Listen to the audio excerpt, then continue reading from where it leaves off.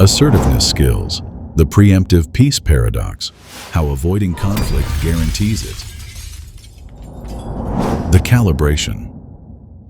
If conflict avoidance is a habit, what would its opposite be? Not aggression, but a precise form of clarity. This is part 2 of an exploration of the preemptive peace paradox. In part 1, we named the mechanism, how unaddressed issues accumulate as relational debt, transforming silence into future explosions. That diagnosis leads to a single question. What does repaying that debt look like in practice? Not with a confrontation, but with a recalibration of your voice. So, if the cycle is this automatic, if our avoidance is a habit built on a misunderstanding, how do we interrupt it? This leads us to the framework, not for confrontation, but for calibration. Chapter 3. The framework, how to calibrate conflict and reclaim your voice. Here's the turning point. Knowing the problem isn't enough. Now, you get the framework. Liam learned 3 specific, repeatable skills that broke the cycle. Watch closely, because these are the exact tools you'll be using yourself by the end of this video. It works in your relationship, your workplace, and every conversation where you've been playing small. Here's what changed when Liam learned assertive conflict calibration, a framework for addressing issues at the right time and scale. First, he started practicing real-time boundary assertion.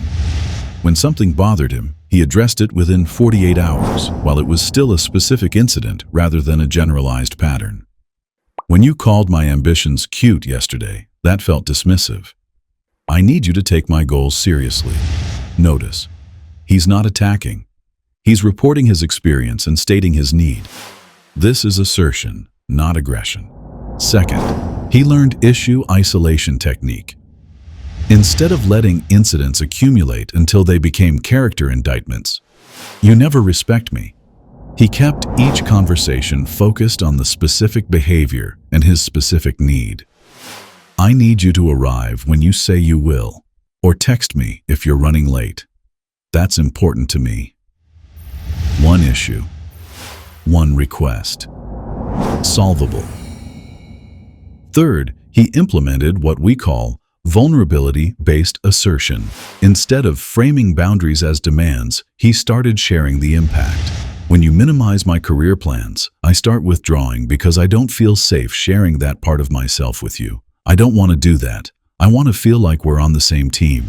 This wasn't manipulation. It was honest information about cause and effect in the relationship. The result wasn't more conflict. It was less. Because addressing issues when they were small and specific prevented them from becoming large and catastrophic. His relationship didn't become perfect, but it became workable. And in some cases, his assertion revealed incompatibilities that needed to be addressed. But at least he was making informed decisions based on actual conversation rather than accumulated silence. Chapter 4. The Cascade Effect. How one skill transforms your entire life. This is where it gets interesting. The skills Liam learned didn't just fix his relationship, they unlocked a better version of him everywhere.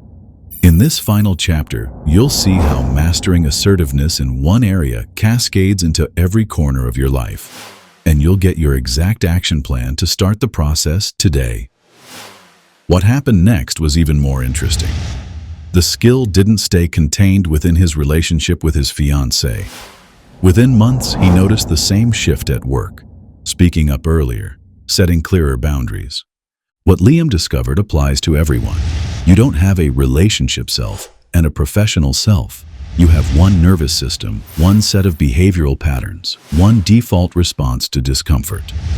The version of you that can't say, "That comment hurt me," at home is the same version that can't say, "I disagree with this direction," at work. The person who avoids conflict with their partner is the person who underperforms in salary negotiations, who lets scope creep destroy their projects, who stays silent when colleagues undermine them. Wherever you practice suppression, you strengthen suppression. Wherever you practice assertion, you strengthen assertion. Apply assertive conflict calibration in both your personal and professional relationships. 1. Use real-time boundary assertion. Address issues within 48 hours before they become patterns. 2. Practice issue isolation technique. Keep each conversation focused on one specific behavior and one specific need, not character attacks. 3. Deploy vulnerability-based assertion. Share the actual impact on you and what you want instead. Your relationship isn't just your personal life. It's where you're either building or destroying the courage you need to advocate for yourself everywhere else. You can't be two different people. The one you practice being at home is the one who shows up at work. Choose carefully.